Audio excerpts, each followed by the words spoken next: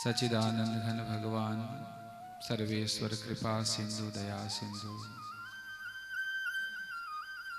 अकारण करुणावरुणालय श्री कृष्णचंद्र भगवान की महती कृपा करुणा से पूज्या जगत जननी गौ माता की कृपा से आज हमको मानव जीवन का सर्वोच्च फल सत्संग कहने सुनने का अवसर मिल रहा है। हम सब लोग बड़भागी हैं कि हमको इस घोर कली काल में अनवरत भगवान का कृपा प्रसाद सत्संग अनवरत मिल रहा है। इतनी दीर्घावधि तक अगर हमारे जीवन में सत्संग का कृपा प्रसाद अनवरत भगवान बरसाते रहे, उसके उपरांत भी अगर हमारे हृदय में भगवान को प्राप्त करने की व्याकुलता पैदा न हो तो ये दोष भगवान का नहीं है। भगवान की कृपा का कोई यहाँ पर कमी का उल्लेख करना उचित नहीं होगा। जैसा सत्संग निरंतर विशुद्ध आप जनों को मिल रहा है, ऐसा सत्संग देव दुर्लभ है। कदाचित एक बार मिल भी जाए तब बाबा तुलसी जी की वाणी कि जब बहुकाल करहि सतसंगा तब ही होई सब संशय भंगा। आप सब लोग अगर शताधिक बार सत्संग में आए हो, तदुपरांत भी अगर हृदय में भगवान के उस दिव्य प्रेम को प्राप्त करने की चाह पैदा नहीं हो रही है, तो इसके ऊपर स्वयं को मंथन करना चाहिए, स्वयं को ही चिंतन करना चाहिए। अगर गौ माता से जुड़ने के बाद, हरि नाम से जुड़ने के बाद, तुलसी माता से जुड़ने के बाद, एकादशी मैया से सानिध्य प्राप्त करने के बाद, इतना सारा दिव्य सत्संग सुनने के उपरांत भी हमारे हृदय में वो प्रेम जागृत नहीं हो रहा है, तो हमें स्वयं ये सोचना चाहिए कि वो कौन से हमारे व्यक्तित्व में छिद्र है जिनसे ये महान रस आता तो है लेकिन पुनः निकल जाता है। उन छिद्रों पर हम लोग ध्यान नहीं देंगे तब लाभ कभी भी नहीं होने वाला। हमको स्वयं को ही जागना होगा, स्वयं को ही समझना होगा। भगवान ने हर जीव के कल्याण के लिए साधन स्थापित किए। जैसे एक प्रश्न पूछते हैं आपसे,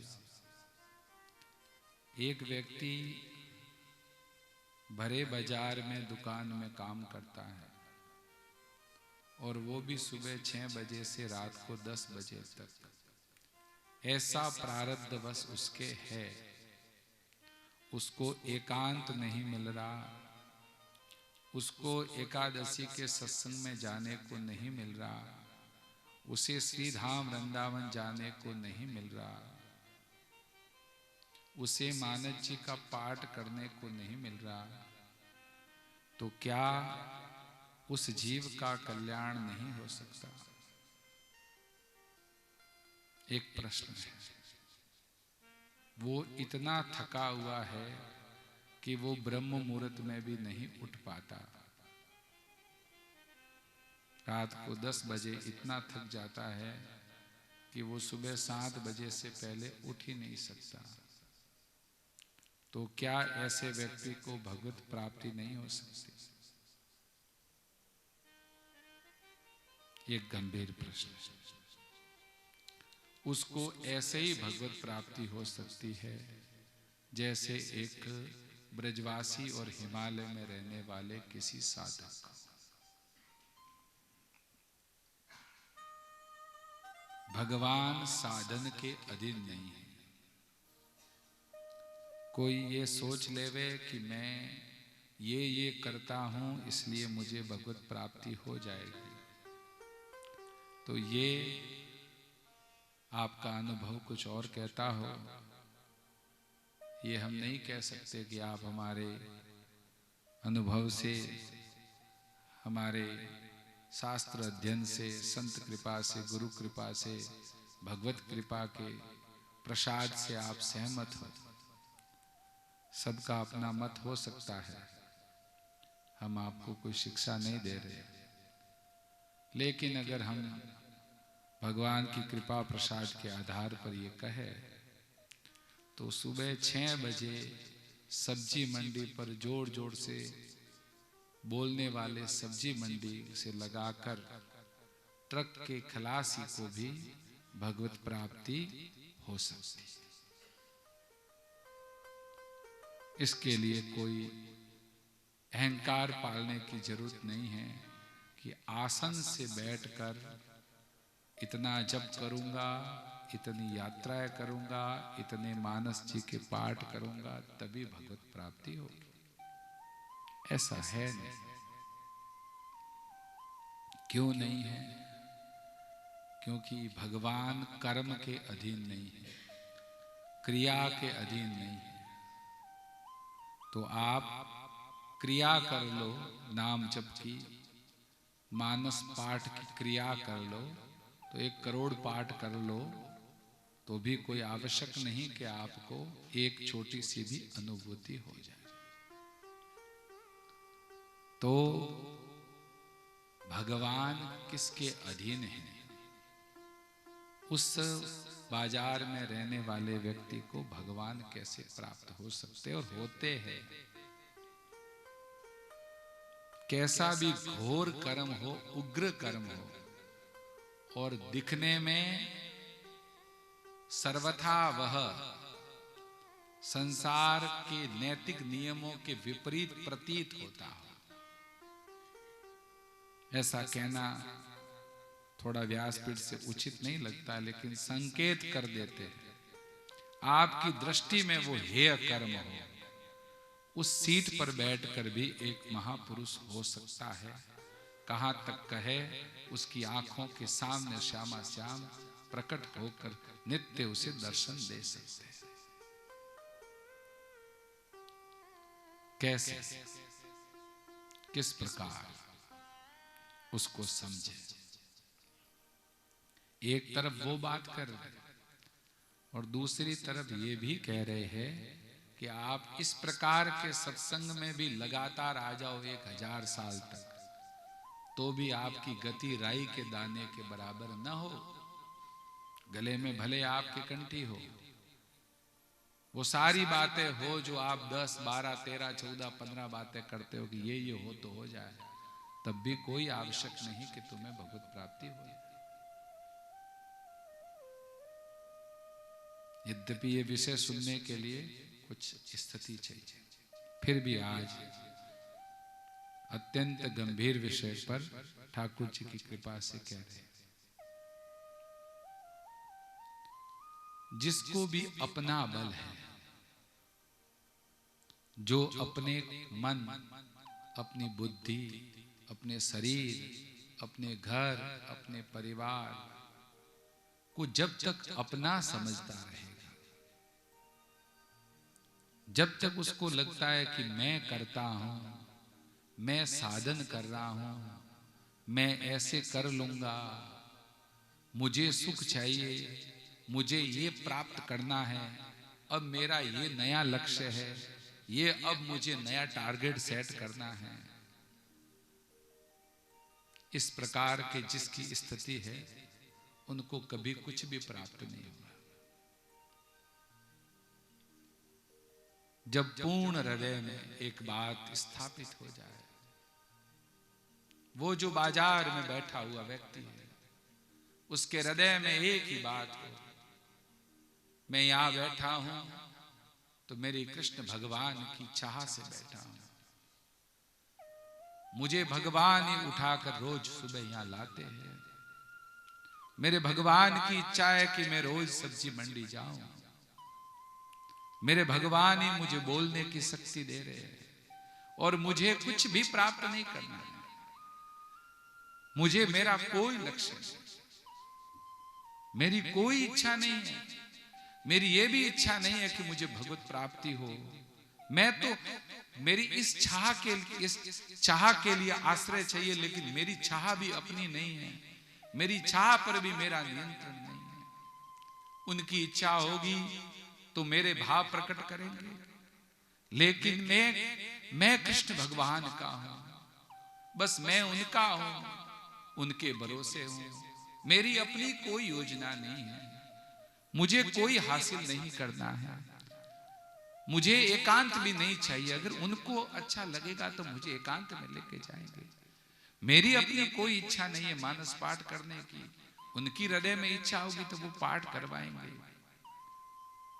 मेरा अपना शरीर भी नहीं है, मैं ये भी नहीं चाहता कि बीमार पड़ जाऊं तो मैं ठीक होने के लिए भगवान से कहूं मुझे बुखार से बाहर निकाल दो ताकि मैं अपना भजन करूं। नहीं, आपकी इच्छा है मुझे बीमार रखने की, तो हो सकता है जैसे बच्चा जब बीमार होता है घर में तो माँ 3-4 बार कमरे में आती है, बिस्तर में ही दूध पिलाती है, और जितना लाड़ और दुलार बीमारी में बच्चे को मिलता है स्वस्थ में नहीं मिलता, तो वो उस समय स्वस्थ होने की भी कल्पना नहीं करता, क्योंकि भगवान की इच्छा है।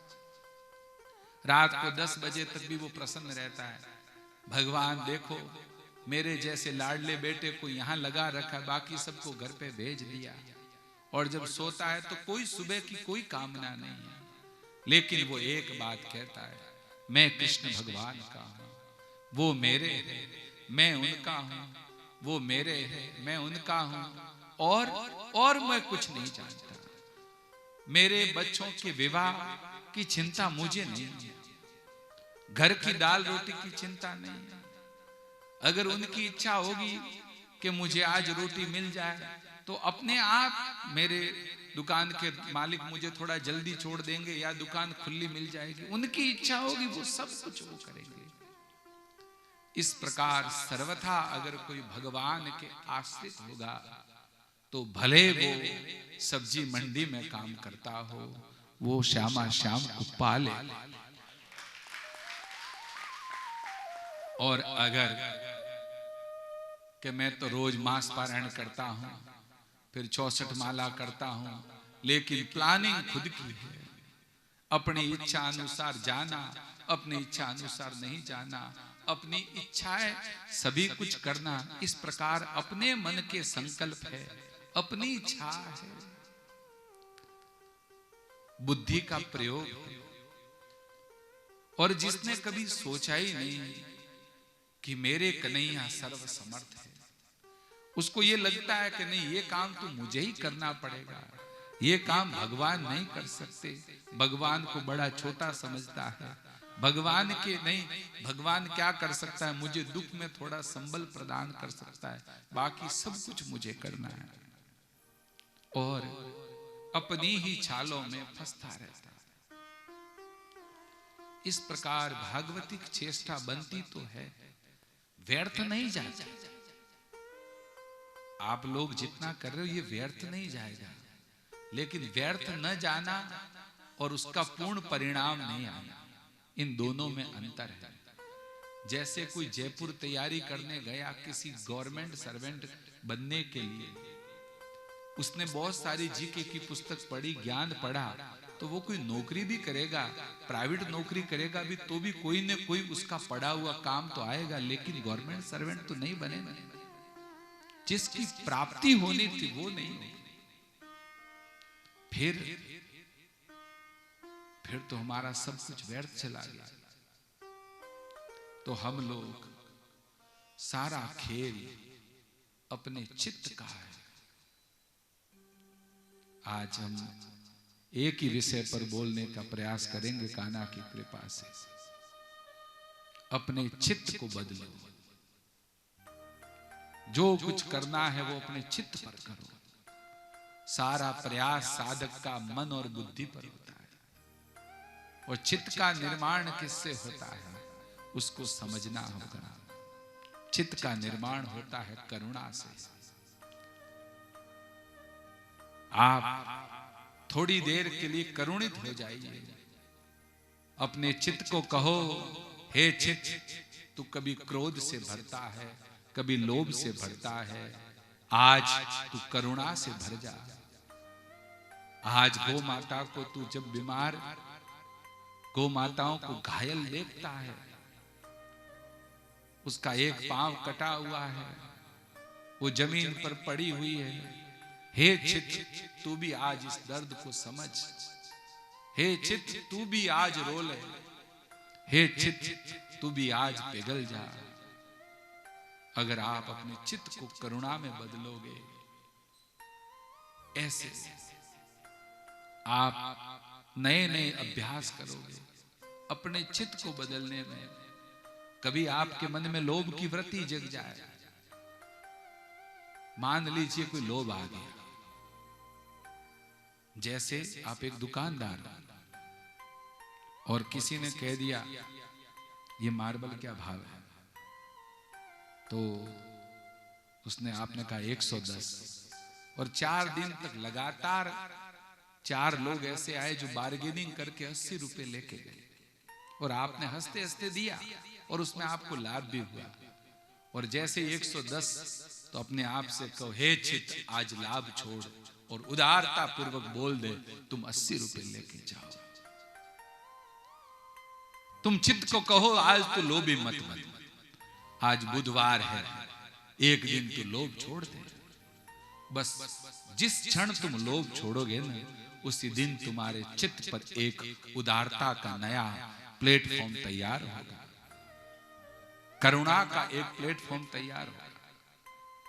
इस प्रकार चित्त, इस प्रकार की भूमि, चित्त की भूमि आर्द्र हो जाएगी। और जिसका चित्त आर्द्र नहीं होता, उसमें सत्संग में गुरु के मुख से, महापुरुषों के मुख से सूत्र रूप में बीज तो डाले जाते हैं, लेकिन भूमि आर्द्र नहीं होने के कारण वहां बीज अंकुरित नहीं होते। इसलिए वर्षों तक बीज पड़ते हैं लेकिन अंकुरित नहीं होते, क्योंकि हम मन और बुद्धि से चाहते हैं। मन और बुद्धि से आज तक किसी का चित्त आर्द्र नहीं हुआ। जो प्रेमाश्रु बहते हैं कभी सत्संग में, पीड़ा में, कई लोग कहते हैं कि रोना क्यों आवश्यक है, आज उसका उत्तर दे रहे। तुम्हारा चित्त आर्द्र नहीं हो रहा है तो क्या होगा? तुमको अनुभूति तो ऐसी लगेगी कि मैं बहुत कुछ सूत्रों को पा रहा हूं, लेकिन सूत्र काम नहीं करेंगे। चित्त को नहीं बदलोगे। हमने बुद्धि से संकल्प कर दिया। मान लीजिए ललित भैया ने कह दिया, किसी से सुन लिया कि रामचरितमानस जी की आवृत्ति करो, बुद्धि से निर्णय ले लिया। लेकिन जब जब तुम्हारे जीवन में करुणा का अवसर आया, तुम्हारे पड़ोसी ने तुमको कहा आज मेरे घर पर कोई नहीं है, या आपके घर के बाहर कोई ऐसा व्यक्ति पैसे मांगने आया, आपको स्पष्ट पता भी लग गया कि इसको पैसे की जरूरत है, आपको यह भी पता कि इसको पूरे शहर में कोई पैसा नहीं देगा, स्पष्ट पता है। आपके गांव में कोई ऐसी विधवा हो जिसके मात्र 2 आरी जमीन हो, जिसमें एक बोरी भी धान नहीं आता हो, नरेगा में वो मजदूरी जाती हो, आप उसका कच्चा मकान है और उसका बच्चा बीमार हो गया, और उसके बच्चे के ऑपरेशन है और ऑपरेशन में 1.5 लाख लगने ही वाला है, और आपको स्पष्ट पता है कि इस गांव में कोई सहायता नहीं करने वाला, और आपने लोभ के वश कह दिया कि 1100 मैं भी दे देता हूं, बाकी और जगह जाओ। तुम जानते थे कि उसको कहीं नहीं मिलने वाले। उस दिन तुम कह देते अगर, हे मेरे चित्त आज तू उदार हो जा, आज तेरे पास लूटने का अवसर है, आज तेरे जन्म जन्म के चित्त के संस्कार बदलने की घड़ी आई है। अगर उस दिन आपने हिम्मत करके उसकी हेल्प कर दी तो आप 10 साल जो माला से नहीं पा सकते, एक दिन उदारता से पालोगे। ऐसे अपने चित्त का निर्माण कीजिए। लोग सब कुछ करते हैं भजन में, लेकिन अपने चित्त की तरफ कोई काम नहीं करता। और चित्त के लिए हमने पूर्व में कहा है, ये बुद्धि है ना, आपको धोखा कब देती है? चित्त तुम्हारा निर्मल होगा ना, तो बुद्धि कभी भी गलत निर्णय नहीं ले सकती। ये बुद्धि है ना, इसका टैटुआ दबा के रखता है चित्त, और मन का टैटुआ दबा के रखती है बुद्धि। कदाचित तुम्हारा मन कभी विचलित भी हो गया किसी कारण से, एकदम से तुम्हारे अंदर लोभ लालसा वासना स्फुरित हो गई, तो बुद्धि तुरंत कह देगी ये तेरे लिए ठीक नहीं है। लेकिन बुद्धि तभी कह सकती है जब चित्त तुम्हारा उदारता से, करुणा से, परोपकार से, दया से भरा हुआ है। इसलिए खेल सारा जो खेल है वो चित्त का है। बड़े वर्षों लग जाते हैं इसके निर्माण में, कई वर्ष। बैठ जाओ, जहां हो गई बैठ जाओ, आगे नहीं आवे कोई आगे नहीं आवे, वर्षों लग जाते।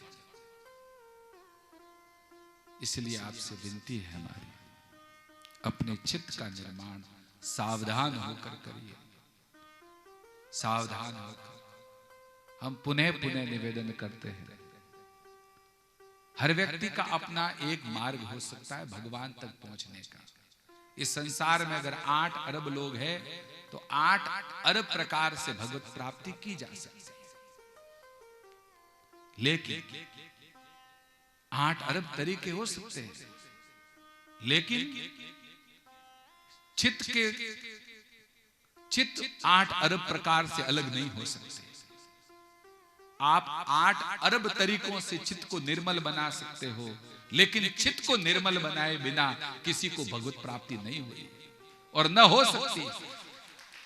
जैसे आपको यहां से जाना है बद्री जी, यहां से जाना आपको सांवरिया जी, आप फॉर्च्यूनर में जा सकते हो, आप अल्टो में जा सकते हो, आप नीमच वाले नीमच से आ सकते हैं, कोई उदयपुर डबोक से आ सकते हैं। हो सकता है कोई नीमच के रोड से आ जाए, कोई सांवलिया जी में उदयपुर के, वहां तक भी तुम्हारे रास्ते अलग हो सकते हैं। तुम वीआईपी डोर से अलग एंट्री कर सकते हो, लेकिन जब ठाकुर जी के सामने आ जाओगे तो प्रधानमंत्री को भी वहीं से दर्शन करने हैं जहां से फकीर को दर्शन करने। इसके लिए तुम्हारे पास 2 रास्ते नहीं हो सकते। इसलिए वो जो रास्ता है जहां ठीक जगह आपको एक होना है, वो तुम्हारा चित्त है। उस चित्त को निर्मल किए बिना, यहां निर्मल मन जो था ना वो चित्त था। निर्मल मन जन सो मोहि पावा। इसलिए हमारी सारी यात्रा, आपको राम नाम अच्छा लगता है तो आप कृष्ण नाम का अभ्यास मत कीजिए, बिल्कुल मत कीजिए। ऐसा नहीं कि अगर हम कृष्ण भगवान को ज्यादा बार उल्लेख कर रहे हैं तो आप अपना राम नाम छोड़ दो।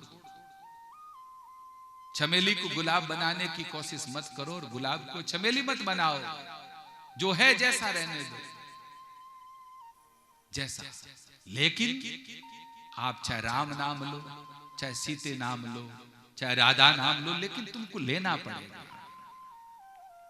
क्योंकि ऐसा इस पथ पर चलने वाले जो हजारों भगवत प्राप्त महापुरुष से जिनके अनुभव है, जो वहां चंद्रमा पर जाके आए, अर्थात भगवान के दर्शन जिन्होंने किए, उनको जब पूछा गया कि तुमने अपने चित्त का निर्माण कैसे किया, तो उन्होंने कहा अभ्यास से किया।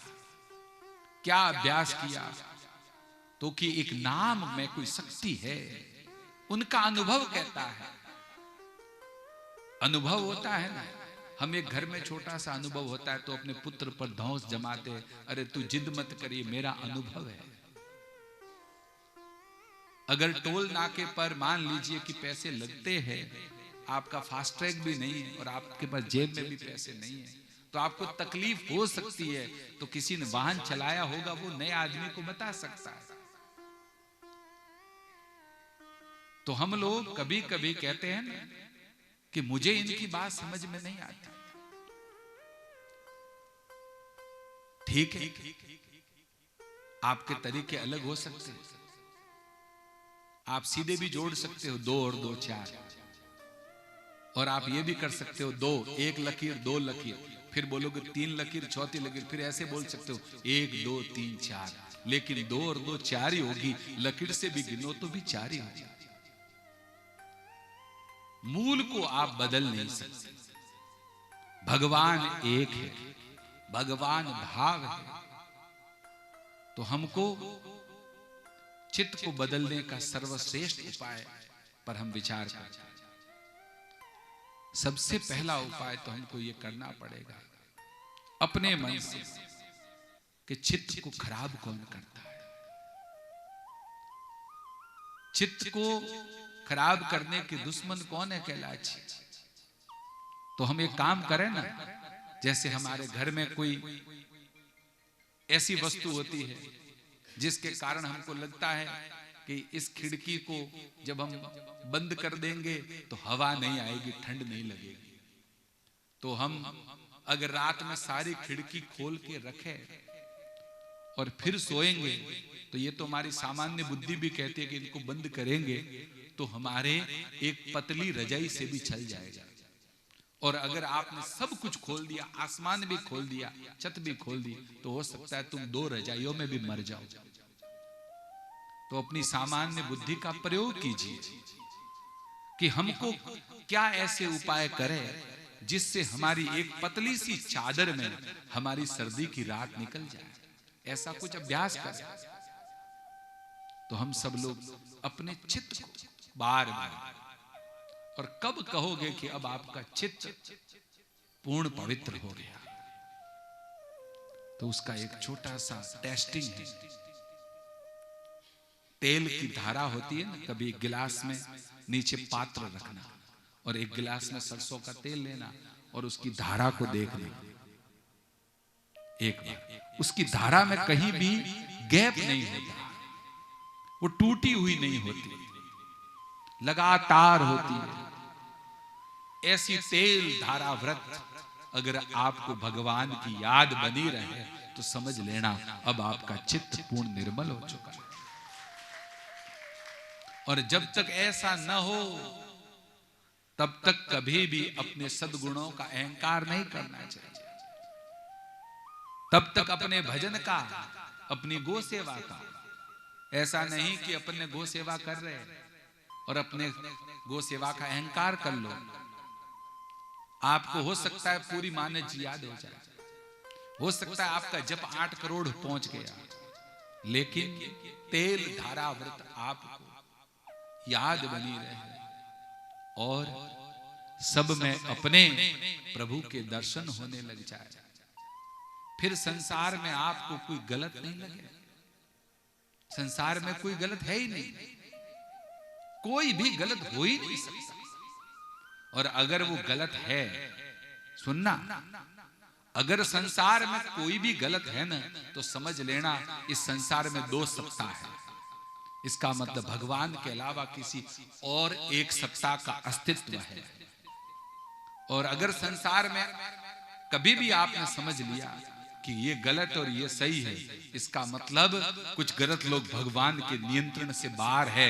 इसका मतलब वो भगवान को चुनौती दे सकते हैं, ऐसा संभव नहीं है। और फिर जो कुछ हो रहा है उसमें आप अपनी तरफ से ज्यादा बुद्धि मत लगाओ। आपका कर्तव्य कर्म है, कर्तव्य कर्म को ठीक ढंग से समझ ले जाए।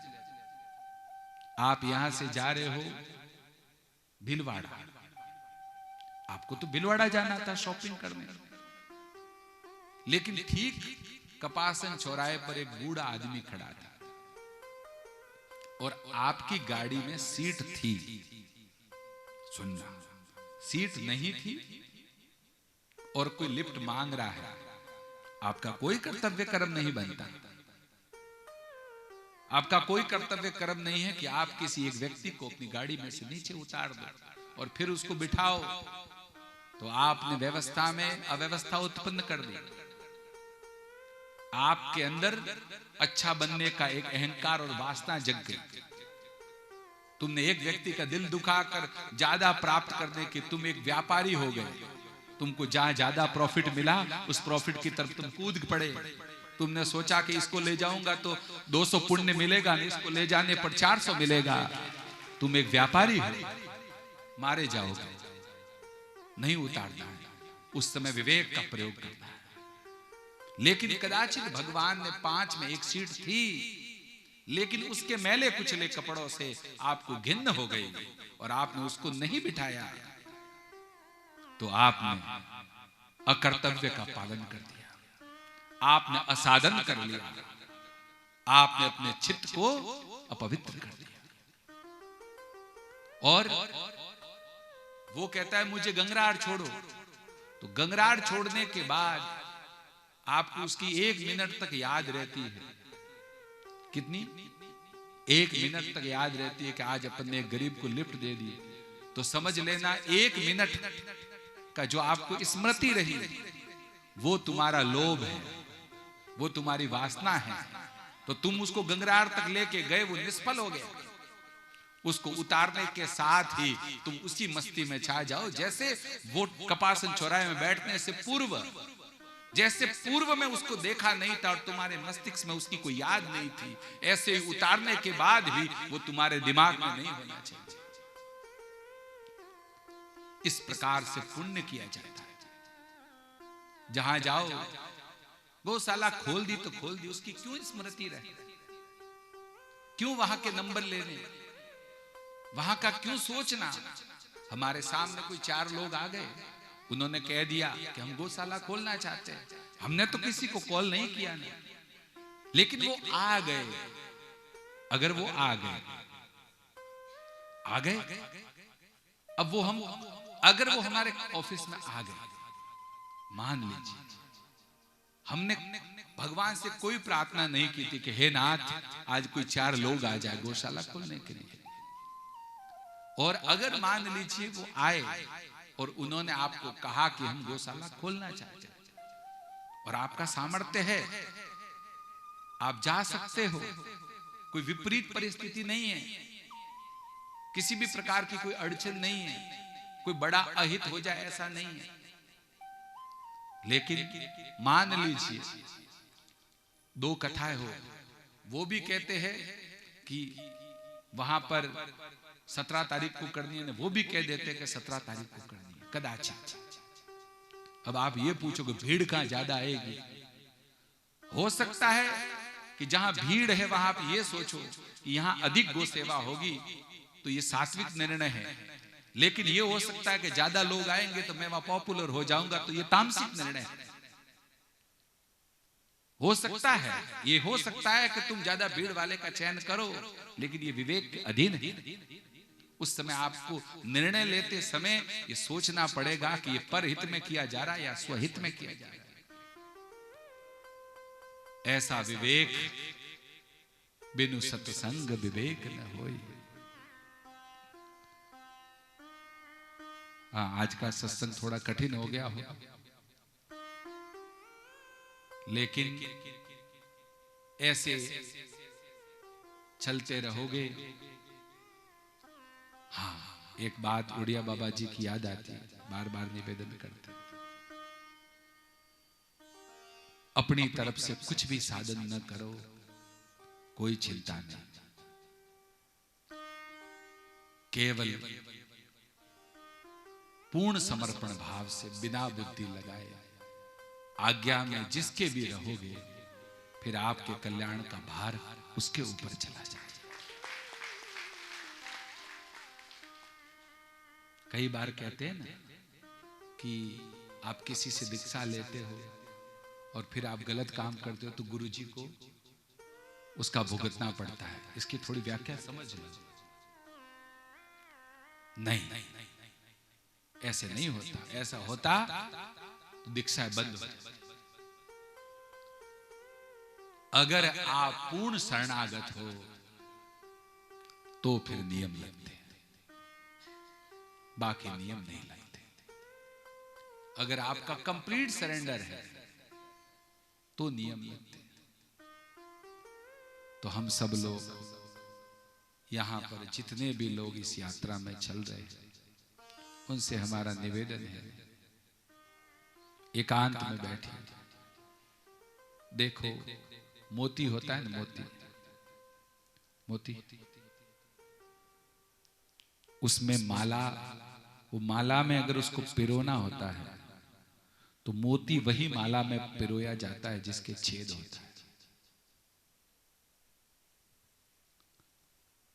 अगर आप मोती हो भले लेकिन पिरोने का स्थान नहीं दोगे, अर्थात अंदर से कुछ खाली नहीं करोगे ना, तो तुम किसी माला के हिस्से नहीं बन सकते। अकेले मोती हो ना, पड़े रहो। इसलिए तुम भगवान की माला बनो, इसके लिए तुमको अपने भीतर से कुछ खाली करना होगा।